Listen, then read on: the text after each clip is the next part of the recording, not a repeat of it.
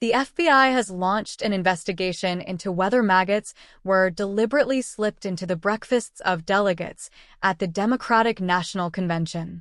Law enforcement swarmed the Fairmont Hotel in downtown Chicago on Wednesday following reports of the insect attack.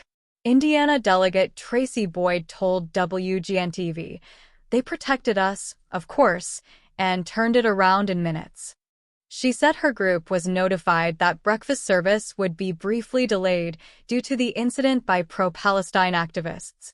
Since the start of the DNC, pro-Palestine rioters have caused chaos on the streets of Chicago. Several have been arrested for breaching the security perimeter near the United Center and as protests got violent near the Israeli consulate. "I really do want to give a shout out to the hotel staff and leadership," Boyd added.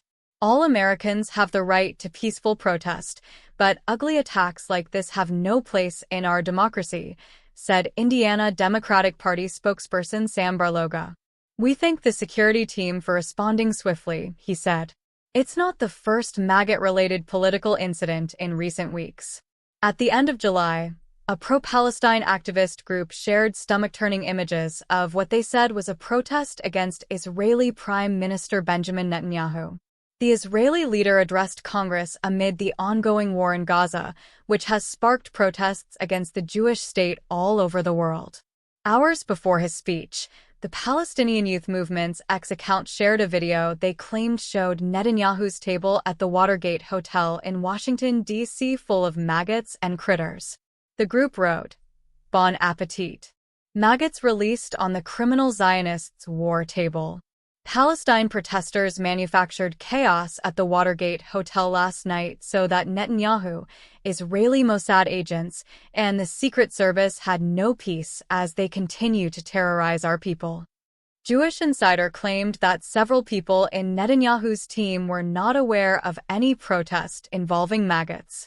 Jewish Insider reporter Lahav Harkov said, "I talked to several people in Netanyahu's delegation who know nothing about this.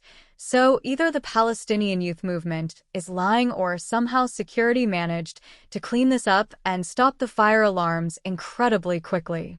CNN reported that the Secret Service was investigating the reports that protesters gained access to the hotel where the Israeli delegation is staying.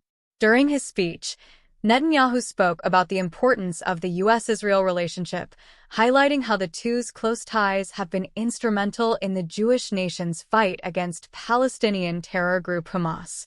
"America and Israel must stand together," Netanyahu proclaimed, receiving a standing ovation in response.